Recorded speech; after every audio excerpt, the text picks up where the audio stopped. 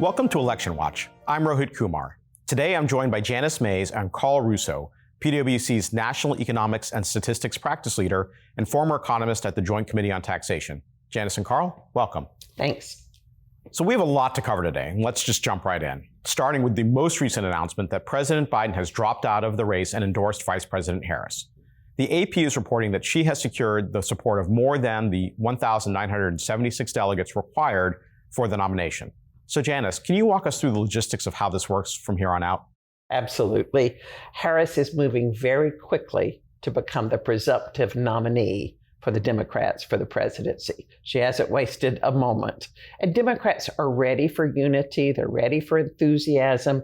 They've had enough disruption these last few weeks since that debate. They're ready to move on with her as their candidate. So she has secured enough votes. She's apparently gotten, according to the AP again, 2,688 public commitments. And less than 100 of those delegates haven't announced where they are. They're still in the uncommitted camp. So she has more than enough. No one would be able to beat her at the convention at this point. But the convention doesn't start until August 19th. And there are a number of states that have early ballot requirements.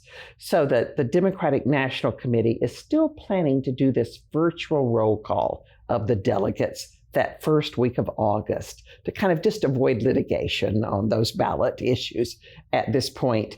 And I think she is the overwhelming choice at that point. So I'm expecting that to go easily for her.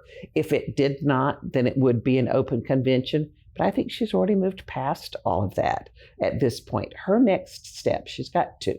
She's reintroducing herself to the country, both now and at the convention, but she's also vetting vice presidential candidates. She gets to choose that nominee, and she's looking for somebody who fills two roles. One, they expand the group of those independents and Democrats who will want to vote for the Democrats in this election. So she's looking for who's maybe near or in some of those swing states in this election, but people who can add to her credit there, and then somebody she can work with. She's been vice president a long time. That's going to be important to her to be able to work with that candidate. And then early voting starts in September. So this is a whirlwind of 100 or so days or less. Yeah, I'll admit, I'm surprised and impressed that she locked this thing down in 36 hours. I thought there was going to be more just internal resistance to a coronation, but a coronation it is, right? There's no challenger, due respect to Marianne Williamson. She was the only other person that was sort of threw her name into the ring after Biden announced that he was no longer running. She locked it up in 36 hours, and the VP selection now becomes like the next big thing, right? That's a big decision that a presidential candidate has to make. And I think all the smart money is that she will pick a moderate Democrat, whether it's a governor, a Josh Shapiro from Pennsylvania, or a sitting senator, a Mark Kelly from Arizona. In fact, at some level, that selection, I'm not sure that it'll be down to those two. It could be somebody else.